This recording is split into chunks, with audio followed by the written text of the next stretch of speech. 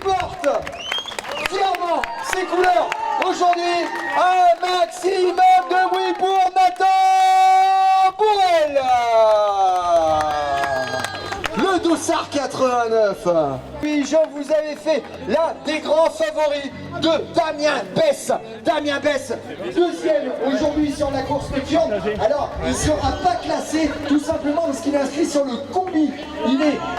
Et en plus, les copains, ils sont super sympas. Nathan Bourrel qui reste à côté de moi et qui applaudit notre troisième aujourd'hui. C'est ni plus ni moins que Adrien Chameroux qui fait faire la course en dedans. Nathan, c'est parti à 200 à l'heure. Quel spectacle vous nous avez offert. Et derrière, il fallait se placer pour le premier single. Ouais, bon, je sais pas quoi dire, je suis content. Merci pour cette belle course. Les falaises, j'adore à chaque fois. Elles étaient éclairées.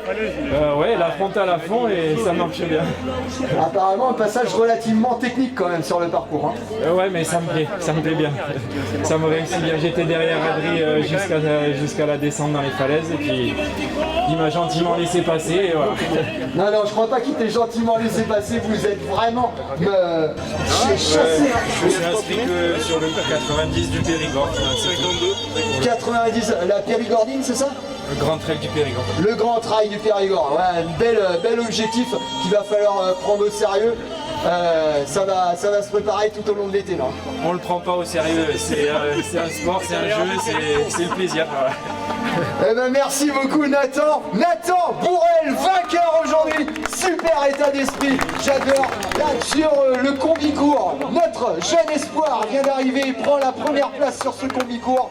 C'est monsieur Maxime Liori. Tous nos athlètes avec Julien Couder, donc il prendra la troisième place, lui, de la course du jour. Vous l'avez compris, on a le combi court, on a le combi long et on a la course du jour. Julien Couder, il était troisième aujourd'hui, juste derrière Adrien Chameroux avec un chrono de 54 minutes et 6 secondes. Quelle est là notre première féminine? Regardez le chrono exceptionnel aujourd'hui pour Marie-Amélie pour Périgueux Running, 1h 4 minutes 14 secondes, la victoire aujourd'hui, un chrono explosé de 4 minutes. Quelle performance ce soir, elle porte le dossard numéro 18, elle aura fait souffrir de nombreux hommes. Oh, le sourire en plus pour Marie-Amélie. Dans quelques instants, on va accueillir notre deuxième féminine.